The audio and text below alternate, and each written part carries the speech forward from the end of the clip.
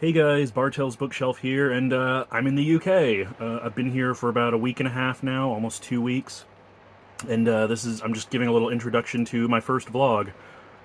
I was gonna do a big mega vlog, but then I decided it's easier to break them up into like weekly things, because then if I didn't do that, then the vlog would be like 3 or 4 hours long. So I hope you guys enjoy.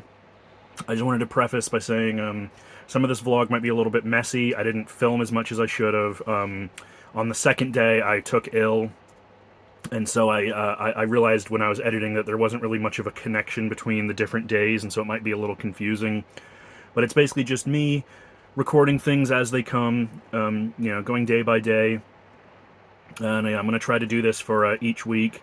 I might not get all the vlogs up on the week, but I'm going to do my best. But other than that, yeah, I hope you enjoy. We drove down to San Francisco early in the morning so that we could avoid the rush of traffic and people and, security and everything. So it was a nice early day when we went, as you can see from these travel shots.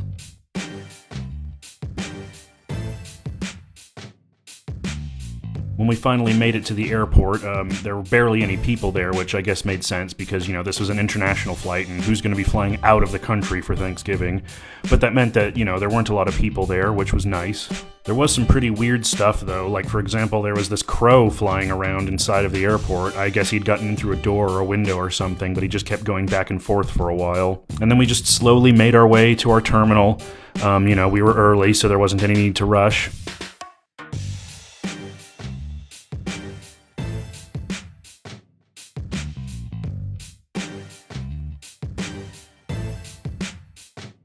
And as you can see, once we got to our gate, there were barely any people around, which, made sense because that's how early we were. It did slowly fill up over time as the departure time came closer. So we just sat around waiting for our flight to arrive, and luckily I had a book with me, so I wasn't too bored. I've got my chocolate croissant and my apple juice. I'm a good little boy.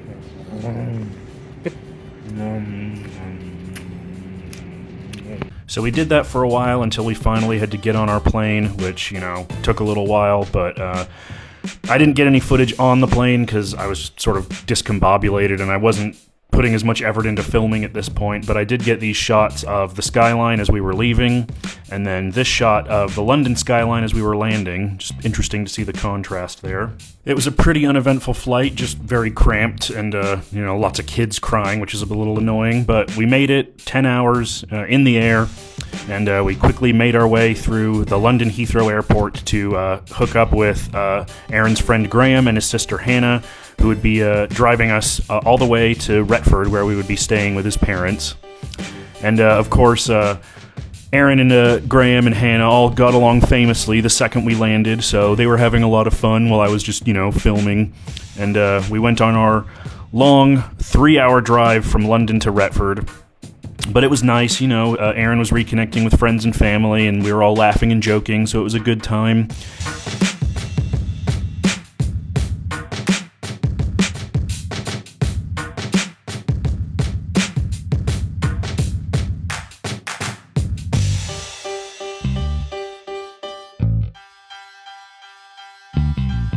And eventually we made it, and we got settled into our caravan.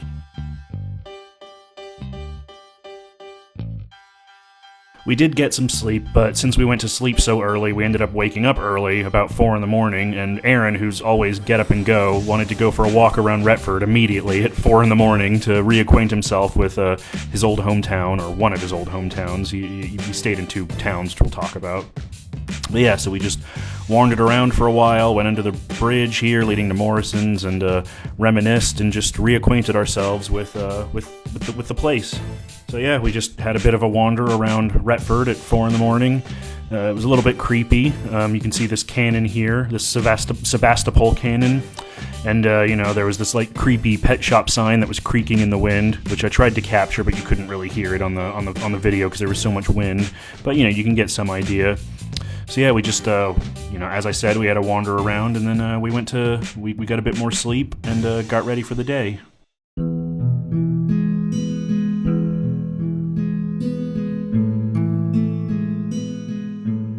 can see this in the daytime. We're just on our way to Morrison's getting some food. You looking forward to it, Aaron? Oh, I am. Yeah. Full English. Yeah, we can get a full English for like £8, right? With drink, with tea. Fuck you. Here we are, Morrison's. We're gonna get some brekkies.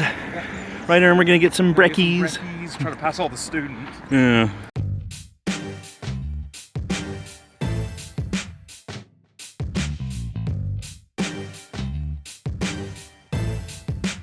All right, the calf. The delicious Morrison's calf. I'm so excited. Oh, look at all this. The pies, the sandwiches. Oh, that toffee pie looks amazing. Yeah, just walkers, all the drinks.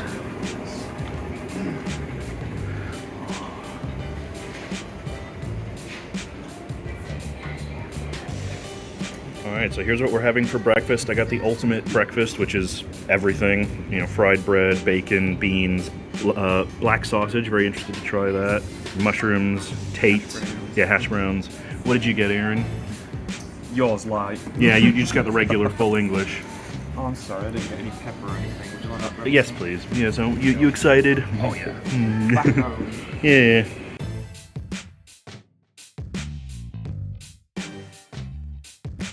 So that was breakfast. It was delicious. I mean, you know, it's cafe food, but it's been so long since I've been here that it was amazing. I miss those Lincolnshire sausages. I really do, yeah.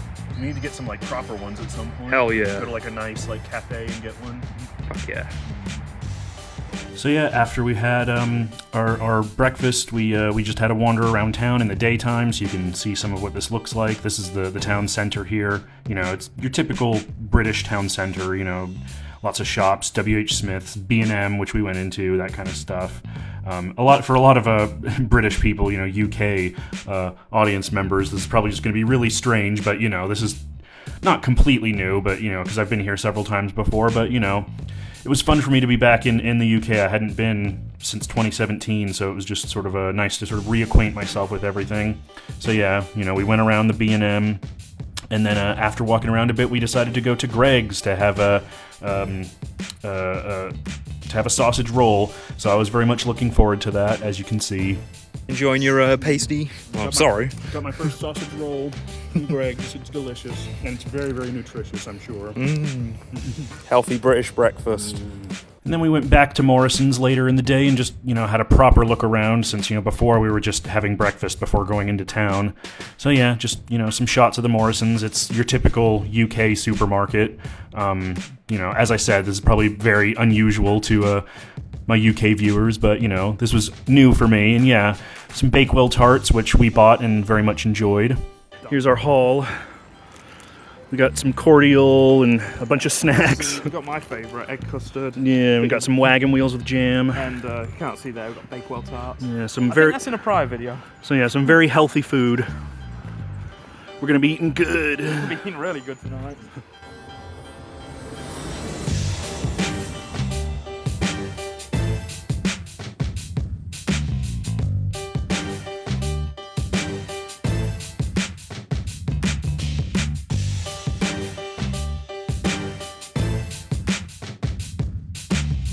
So yeah, as you can see, we had a slow wander back home, and then we decided to take Aaron's parents' dogs out for a walk. There's Huntley and Ollie. Ollie's the big hound, and Huntley's the little one. So yeah, we took them for a walk, and they took us for a ride. They like to pull, but you know, ultimately they're very sweet dogs. They're just a little naughty. Ollie likes to beg, and if you don't keep your food nearby, he'll snatch it right off you, so you gotta watch out. And Huntley, as you can see, he's an old boy, so, you know, we just took him for a walk. It was nice.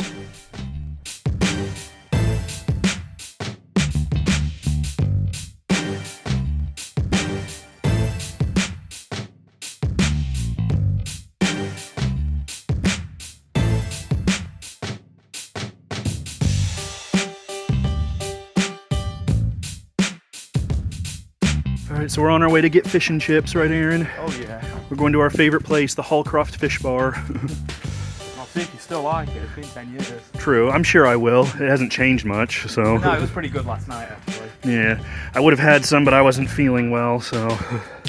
walking down the jetty. Yeah, yay. Fish and chips, eh? Alright, there it is. Fish and chips. Oh yeah, and the newsagent's right next door, of course.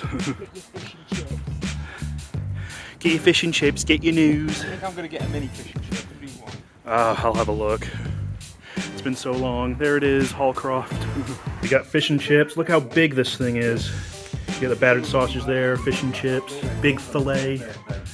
Watching Royal Family. We really are British, aren't we, Aaron? And there's yours. You got the mini fish and chips with the brown sauce. Yeah, exactly.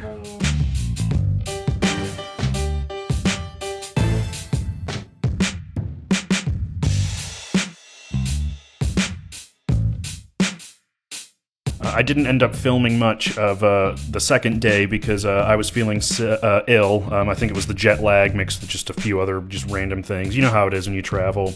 But, you know, the next day I got right back into it and we decided to have a wander around town. This lovely, muggy English day. Overcast and drizzly, just the way you like it, right? Nice being back home. Yeah. I love it. We're heading down to the co-op, right? Greg's. Or Greg's, yeah, Greg's, and we might stop in at the co-op. Yeah, we want to get Greg's breakfast, so... Get your steak bake. Yeah, oh, steak bake. I haven't had one in so long. You know they do a hash brown one now. Corned beef hash one now. Stop! So I guess I'll see you again when we get there and I have my steak bake or whatever I end up deciding on getting. Alright, we're at Greg's. I got the sausage, bean, and cheese bake and the sausage roll. And what did you get, Aaron? Steak bake. How is it? Good, I missed it. Yeah, I missed it too. It's not good for you, but it's delicious. Alright, so we just had Greg's. It was really nice, and I think we're just gonna wander around, right? Head over to the Asda. Yeah, head over to the Asda, have a bit of a wander, so... See you guys in a bit. Look at this tubby little pigeon. Just waddling around, not a care in the world. Looking for scraps. You've had enough. You've seen the way people throw the chip packs down here, so... Yeah. What do you think she's looking at on the computer? Hardcore pornography. Probably death videos on Live Leak. A white lion.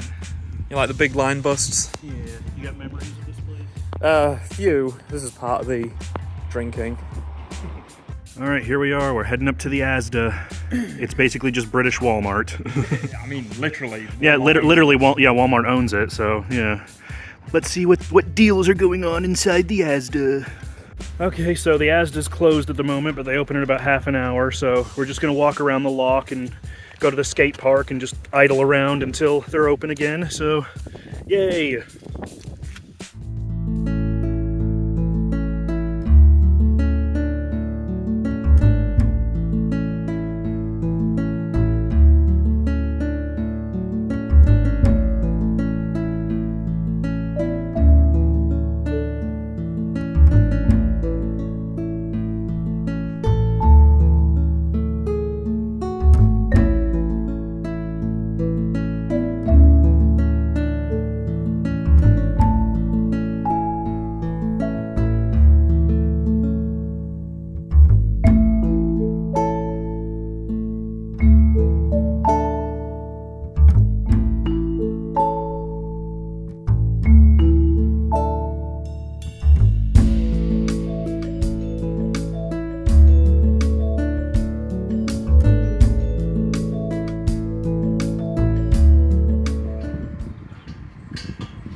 Oh my god, what are you doing? Come and have a look. Art attack. This is an art attack. This is an art attack. This is an art attack.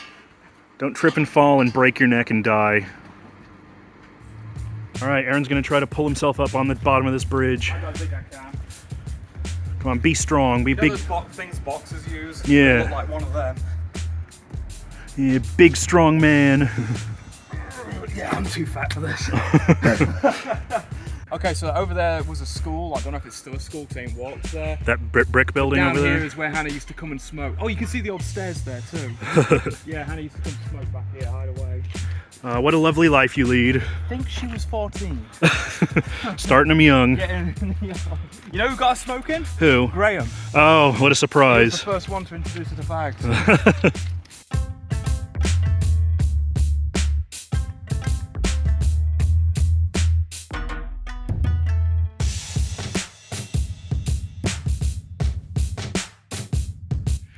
Any memories about the skate park you feel like sharing? Used to hang about here and drink. I'm not kidding. I used to sit and drink cider up on the half pipe. Memories. With, Eddie and his little brother. I can't remember his name right now. Lovely. Say Eddie, like everyone's gonna know.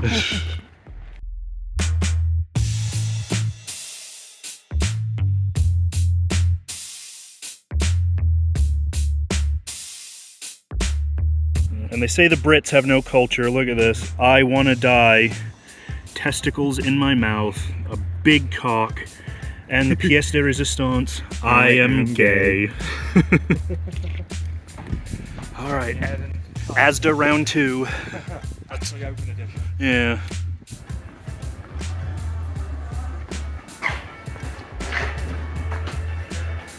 With our gnomies. That's really funny. That's supposed to be what I got behind.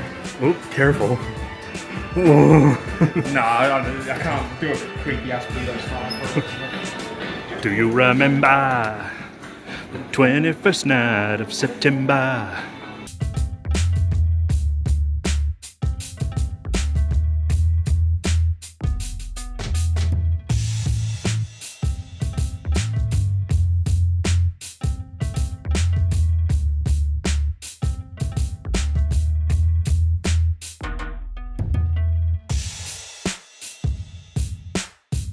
All right, we've got our haul. Now we're just gonna head back, I think, right? Yeah, if you want to head back. And then, Wherever you want. yeah, we'll go out again later, probably to the co-op. So, yay! All right, home now.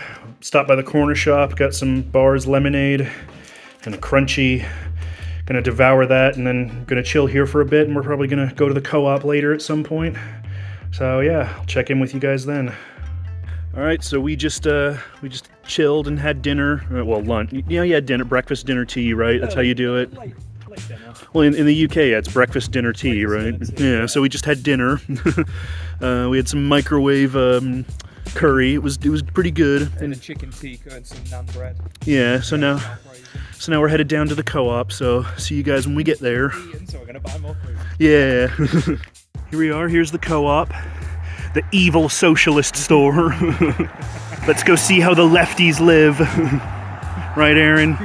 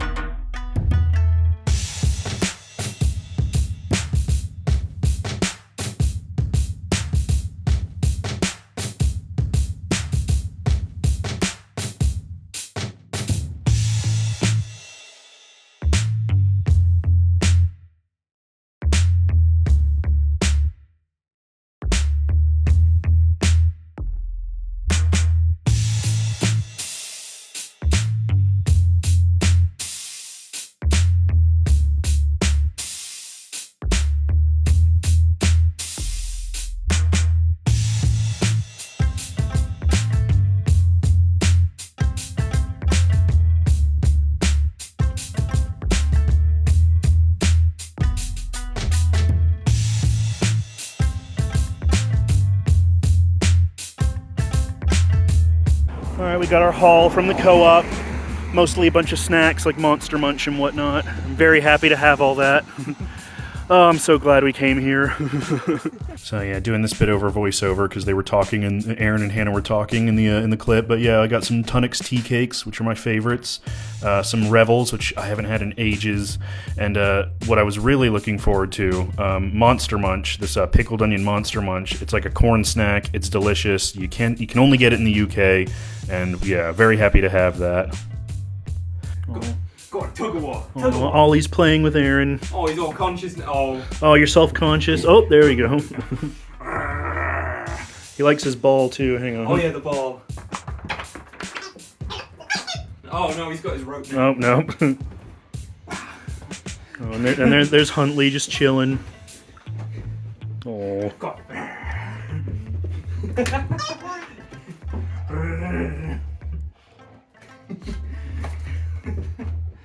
Oh, Huntley boy. Look at him. Such a dope. Come here. Come here, you bum. Oh, he's a sweetheart. You comfortable? Yeah. I wasn't talking to you, I was talking to him. He's just a big baby. Yeah, big baby, aren't you? Aren't you, Ollie? Sat watching Antiques Roadshow with him. Yes, very British. Oh, look at that face. Big dopey baby. Oh, silly boy. Alright, it's the next morning, and we're heading out to visit Gainsborough, which is Aaron's hometown, to go look around and meet some friends and deal with some stuff. So, yeah, looking forward to it. Are you looking forward to it? Oh yeah, I get to see Graham, get to see the kids. It's gonna be awesome. So yeah, we'll update you guys as we make the journey. We just stopped in at Greg's for a sausage roll and Sausage bat? or sausage bat and some Ribena. Did they put the brown sauce? Oh, they did. Oh, Nikia, you're missing out. Yeah, you are. How is it? I missed it. I missed it too. The trip to the train station was pleasant, but it ended up taking us way longer than we thought it would because, as I said, Aaron hasn't been here in about 7 or 8 years. So a few things have changed. They've put up some new buildings across the paths that he used to take, so we ended up getting turned around and taking the scenic route, and it took us about an hour to get to the train station when it should have taken about 20 to 25, but as I say, it was a little adventure, so hopefully, you know, you can enjoy some of these shots of this lovely UK scenery.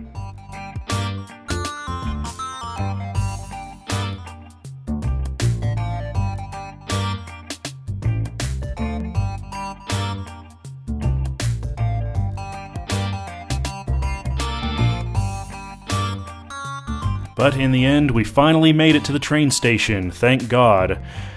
So yeah, we bought our train ticket very easily and got on the train. They changed the platforms here since the last time we've been here. They were really swanky. They had like big screens and sliding doors and these little like alcoves built where you could go in and sit down, and they were heated and stuff. It was a lot swankier than the last time I was here, which was interesting. But yeah, our train arrived and we got on, and it was just a pretty uneventful 15-minute trip to Gainsborough. Retford and Gainsborough are very, very close to each other. We could have taken a bus, but, you know, we like the train, and the trains are actually pretty nice. I think they're working on renationalizing some of them or something like that. But, yeah, just a very pleasant trip.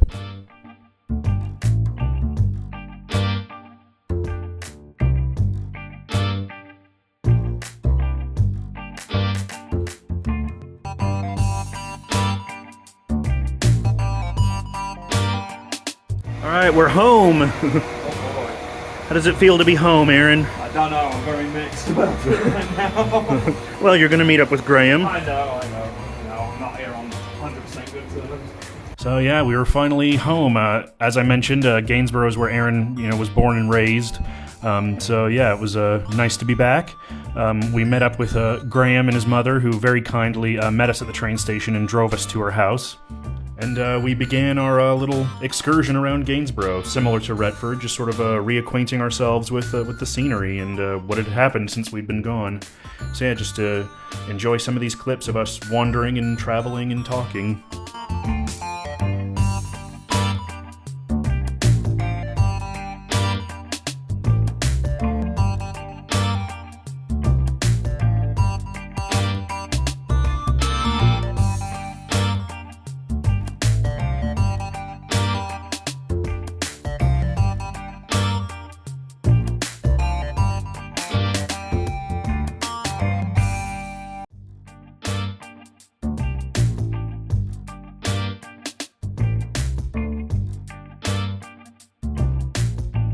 This bridge had a lot of interesting graffiti, which Aaron had many opinions about.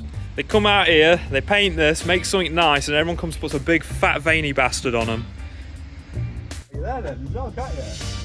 Who the fuck lives at 50 Wellington Street? Somebody who's fucking hated. That's clean as well compared to what it was. Oh yeah, there was like CRT TVs and all kinds of shit down there. Lovely. Did I say fuck the Tories? So yeah, Aaron and Graham went off to go deal with some personal matters, leaving me in Marshall's yard, which is kind of one of the main sort of market hubs of Gainsborough. It's where all your shops and your cafes are. So yeah, I had a bit of a wander around while I waited for them to finish what they were doing.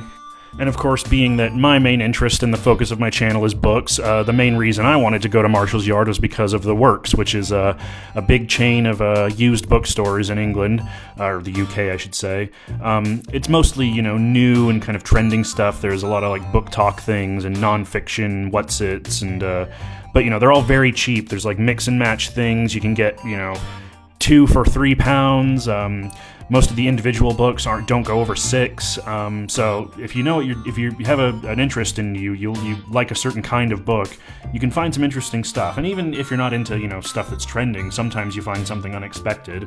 I bought a few things, which I'll show at the end of this video, and I got this nice little cozy tote bag out of it. So yay. And then I decided to go to the most prestigious British store chain, Poundland, where everything used to be a pound. And yeah, it's basically like Dollar Tree in America. There's not a whole lot of difference. And just like Dollar Tree, everything used to be a pound, and now most of it isn't. But it is all very cheap.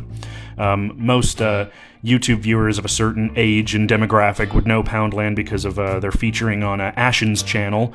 But there wasn't much else in Marshall's Yard that interested me. As I said, it's mostly cafes and clothing stores, so I decided to go across the way to check out some of the local charity shops. The first one I went to was this one, Age UK. And a very meager selection, only one shelf, and as you would usually expect to find in places like this, lots of trending stuff, but, nice to see. And then I walked into the sort of second market hub of Gainsborough. This was the main market until Marshall's Yard was built about 15 years ago, 20 years ago. So it's a bit run down, at least compared to what it used to be.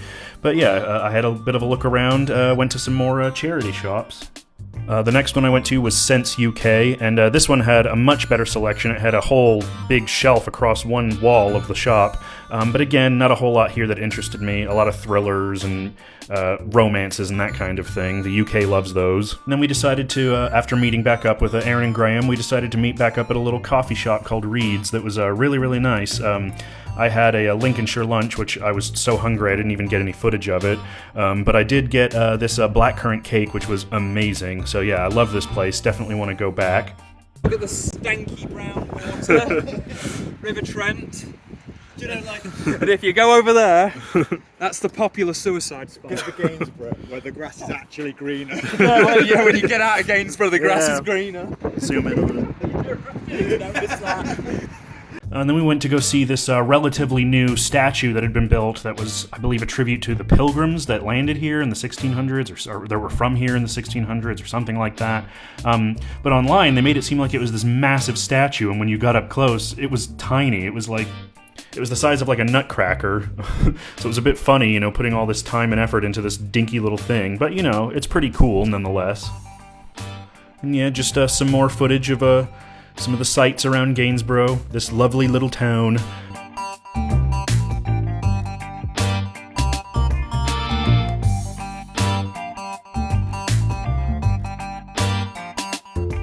And then we went to the local Tesco, which again was one of Aaron's big haunts when he was growing up. And we just had a bit of a wander. Again, it's one of the many supermarket chains in England, so not much to say here. But, for my US friends and viewers, something interesting outside of our wheelhouse for you to see. And there were some books, but as you would expect, it's very meager and it's mostly bestsellers and things like that, like what you would find at a Safeway or a Walmart or a Target or something like that, so not unusual. But yeah, it was nice to just wander around. And we had to go pick up Graham's kids from school, so on the way there we decided to cut through the cemetery, which goes pretty much right through town. It was really interesting. It was just this big path that goes right through town and you can just walk right into the cemetery, and it was very, very old. It was huge. It was way bigger than I thought it would be. Tons of graves. It was a bit somber, but I found it kind of strangely peaceful, very gothic. Nice to just sit down and, have a think and stuff. And Arron even decided to share some local landmarks. All right, so this is the famous Hellmouth, right, Arron? This is the Gainsborough Hellmouth. This is like an old legend in this town. They say if you kick over that fence, sorry. Somebody will throw a dog. So they say if you go through that gate, it's like a proper Hellmouth. You won't come out the other side. You just disappear going through it. You have to look up like old Gainsborough paranormal groups to find out about it.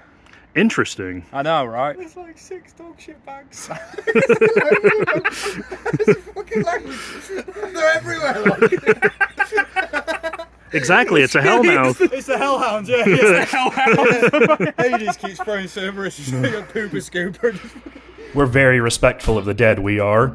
So yeah, we just wandered through the cemetery. You can really see how big it is in some of these shots, including the chapel, which we took a little break at. I sat down and just took in some of the scenery. So yeah, just some nice ambient shots for you guys to enjoy. And after we picked up Graham's kids and we were heading back to his house, we stopped in at another charity store. Unfortunately, I can't remember what this one was called. I did get something from here, but again, I'll show that all at the very end of this vlog, so you'll have to wait for that. And then after a rich, full day, we decided to finally make our way home. As you can see, it was dark out by this time, and yeah, it was. We were very exhausted. I was especially exhausted because in the UK, a lot of people walk. Arron especially. Arron walks everywhere, but I don't. I'm very much not used to walking, so I was exhausted by the end of it. But yeah, we just waited for our train and went home, and we got some dinner. All right, so we're all home from Gainsborough. It's been a very busy day. We've been a lot of walking, but it was nice. We spent some time with friends. Yeah, it was a good time. Bought a few books. I'll do a little haul in a bit. Probably at the end of the week or something, I'll do a little haul of everything I've got. We'll see. Gonna eat this mixed meat and chips that we just bought for dinner. So gonna enjoy the shit out of that, and then see you guys again tomorrow. Gonna be another pretty busy day. I mean, we're gonna be idling around most of it, and then dealing with some other stuff in the evening. But yeah, I'll see you guys then. Bye. Alright, so it's Tuesday morning, and it's going to be a kind of a lazy day today. We're just going to walk around town, maybe look in some charity shops and the W.H. Smith for some books. Right, Arron? Oh, yeah. So, yeah, I'm probably going to get some brekkie and stuff. So, yeah, it'll just be a slow day, but I'll catch up with you guys in a bit. Our first stop in town was A.W. Bacon & Sons, which is a really awesome bakery. They do cakes and pies and pastries and savory foods of all types. As you can see here, they do meat, they do everything. So we decided to get a sausage bap and some other stuff that I'll show you in a bit here. Very, very delicious. Yeah, highly recommend. Got my bacon and sausage bap. Look at that, it's spicy sausage with brown sauce. How are you enjoying yours, Arron? I'm good. I've never had the tomato one before. Yeah, can I see that? Man, I'll have to try that sometime. Delicious. So yeah, our first stop on this book excursion was W.H. Smith, which is a big chain in the UK. It's not quite like Barnes & Noble, that's more like Waterstones, but it's, a very sort of I guess mainstream bookstore. I don't know what you would call it. It's, trending stuff that you would expect to see, in very mainstream places. This one wasn't massive. There wasn't a huge selection, but I had a good time looking through it. I didn't buy much from here because, as I say, this is a new bookstore. They don't sell used stuff, so you're paying RRP, list price for everything. And I didn't really see the need to do that when there's so many charity shops and bookstalls and things you can get books from. But it was really nice to look around. Arron got some footage of me idling around on the floor. Then for the first run of charity shops, I went into Cancer Research UK. This one was pretty nice. Again, not a huge selection. Stuff you would expect to see. Lots of romance and thrillers and crime and stuff. As I say, people in the UK love that. And then I decided to go into Sense, which was the same. I went to the Sense in Gainsborough. There was one here too. Again, this one had a much bigger selection, a whole wall of books. I spent a good amount of time looking through here. Found a few things that interested me. As you can see, me searching the shelves. What I'm really looking for is some pan books and stuff like that. Next, I went to the British Heart Foundation. There's a lot of these. In every British town, you'll see tons of these. And as I say, they all tend to have the same stuff, but from what Arron tells me and from prior experience, they rotate very quickly. The selection, people are always bringing books in, people are buying books, so things move quite frequently. So you never know what you'll find, and that's part of the fun of it for me, is just seeing what there is. Here's the next one, Children's Society. Yeah, again, this one was very small, not much in here, just one little shelf. But again, that's part of the fun of these searches. What I was really looking for, as I was saying earlier, was I would love to find some of the old Pan paperbacks, Pan Book of Horror Stories or the Fontana Book of Ghost Stories, that type of stuff. They're getting very, very hard to find, because of that whole paperbacks from hell boom. Here's Extra Care. This is, for old people. As I say, they're getting a lot harder to find, but, you never know what you'll run into in some of these places, so that's why I always have to have a look. It's like a thrift store in the U.S. It's a treasure hunt, that's part of the fun is, being surprised and finding something you didn't expect. And I did find a lot of these stores, which, again, I'll get into once I get to the end of this. And then finally, I went to the Bassett Law Hospice, which had a pretty decent selection as well. 2 big shelves here, and everything, I think it was a pound for each paperback, or 2 for a pound, or something like that. A lot of good deals. That's one of the things I love about book shopping in the UK, is that everything is super, super cheap. A lot of paperbacks are like 50p. That was everything, and now let's get into the haul. Alright, so since I went to all those charity shops today and I came away with a haul, I'm just putting all the stuff from today and yesterday into one big haul at the end of this so I can show you guys what I got so far. Well, first off, this is just an interesting sort of little curio. Aaron's friend Graham, his mother got her degree in history, and we were chatting at Graham's house about the old hall, the Gainsborough Old Hall, which is this old Tudor manor house that's, open to the public and stuff as like, a museum. And she said she wrote her dissertation on it, so she actually gave me a copy of it. It's the Gainsborough Old Hall, a Tudor manor house, a Victorian study. An investigation into the life of a family residing in the Gainsborough Old Hall during the Victorian era. So, yeah, it's this 40-page dissertation with like footnotes and a bibliography, and there's even actual scans of letters written from the 1800s and stuff about this family that stayed there. So I told her, yeah, that sounds really interesting. I'm really interested in history and stuff, so I'll have a flip through that at some point. But here's what I actually got from the stores.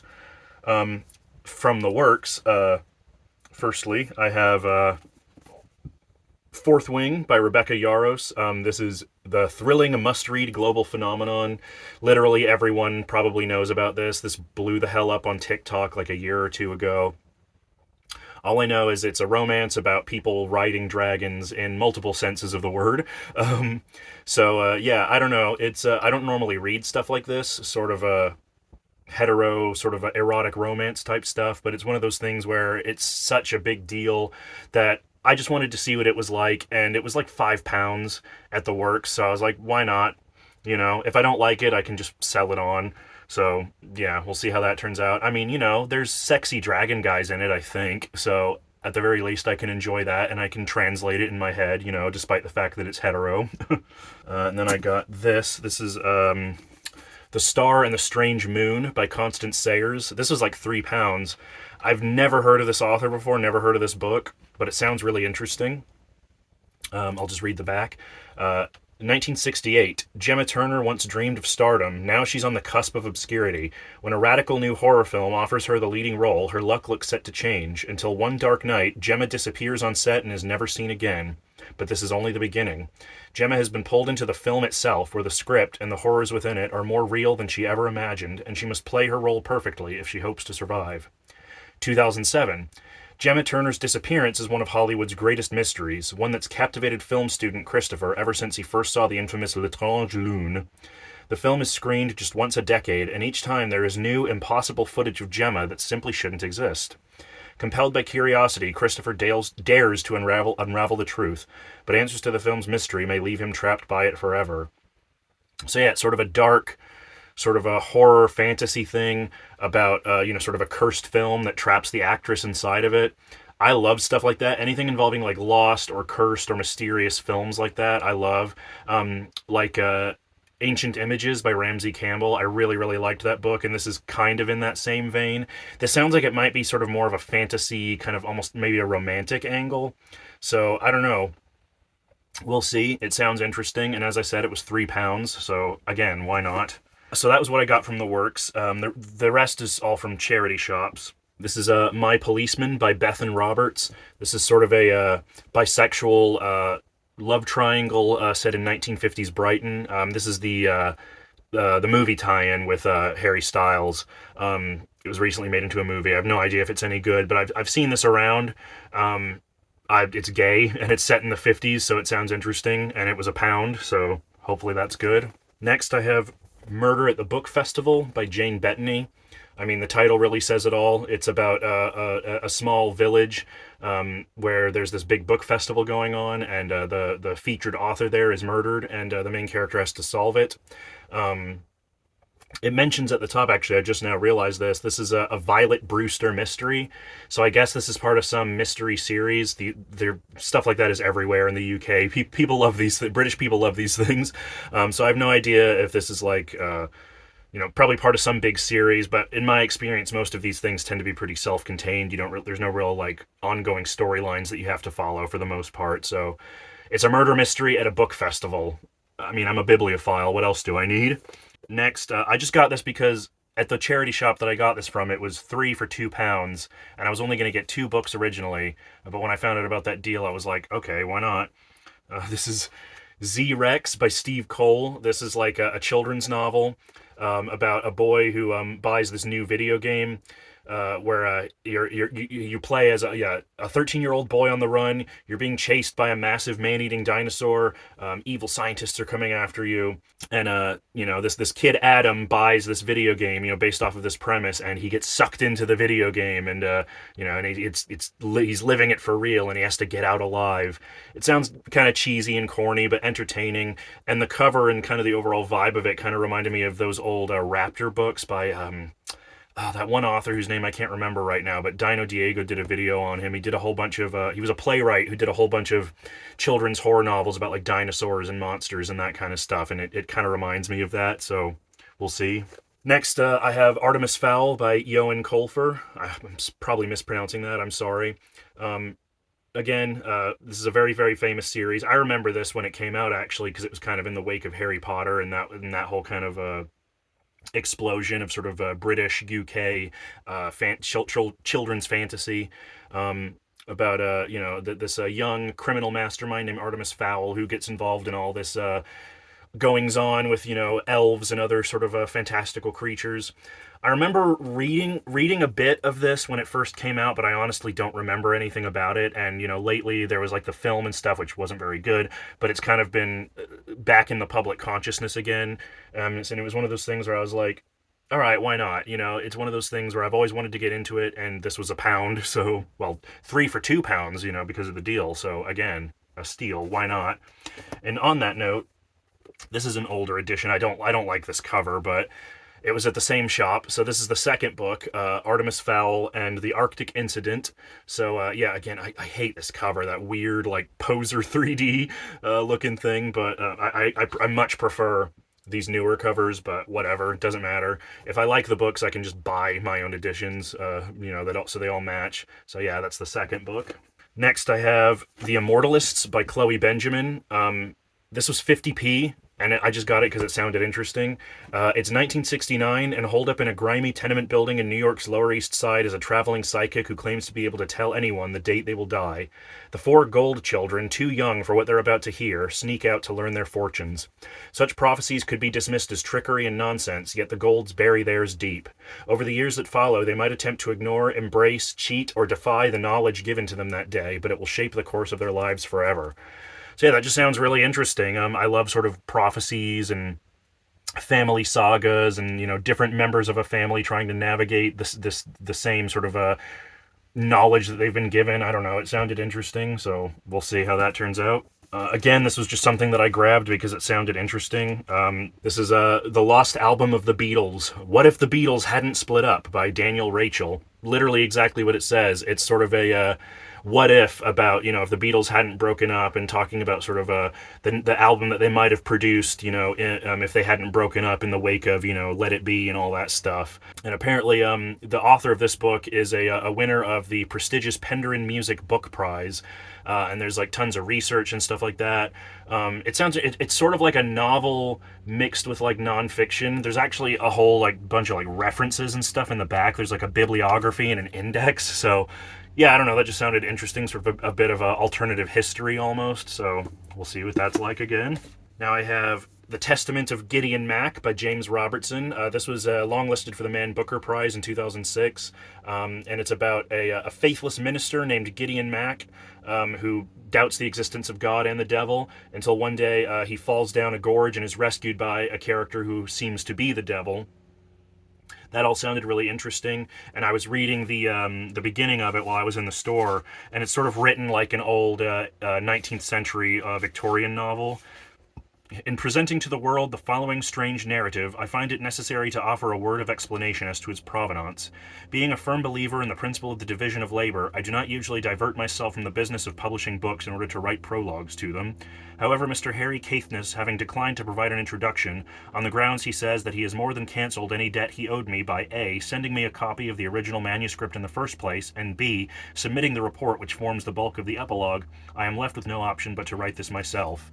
So yeah, it has that sort of like conversational, sort of a very long-winded, almost Victorian style, and that intrigued me along with everything else, so I grabbed it. Next I have this children's book. This is The Last Chance Hotel by Nikki Thornton. I'll just read the back. Seth is the downtrodden kitchen boy at the remote Last Chance Hotel, owned by the Nasty Bun family. His only friend is his black cat, Nightshade. But when a strange gathering of magicians arrives for dinner, kindly Dr. Thelonious is poisoned by Seth's special dessert. A murder investigation ensues, and Seth is the main suspect. The funny thing is, he's innocent. Can he solve the mystery and clear his name, especially when magic's afoot?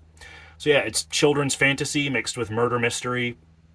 And I assume it's set in England because I bought this in the UK, but it doesn't mention any location. So yeah, that's all stuff that I enjoy. And it's got a black cat named Nightshade, so yeah, grabbed that immediately.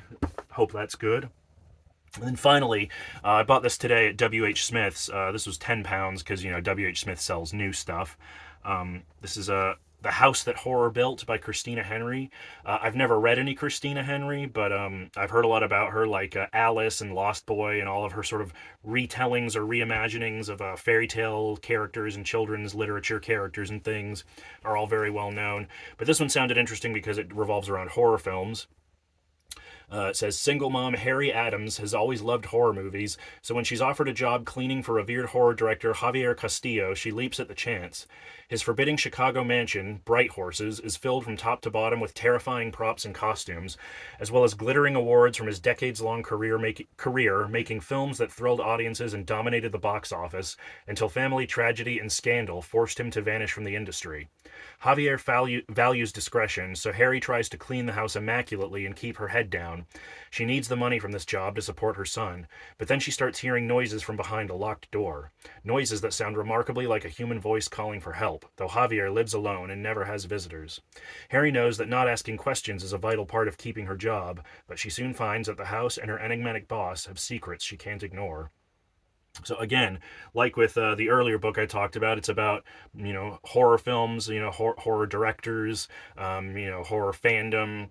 It sounds very gothic, you know, very creepy. So yeah, I'm into all of those things, so I hope that's good. I haven't read any Christina Henry, but I've heard a lot about her, so we'll see. So yeah, that's my first haul for this first week of being in the UK. I might get more, and if I do, then I'll tack it on to a different haul at the end of another vlog. But until then, I'll see you guys next time. Bye.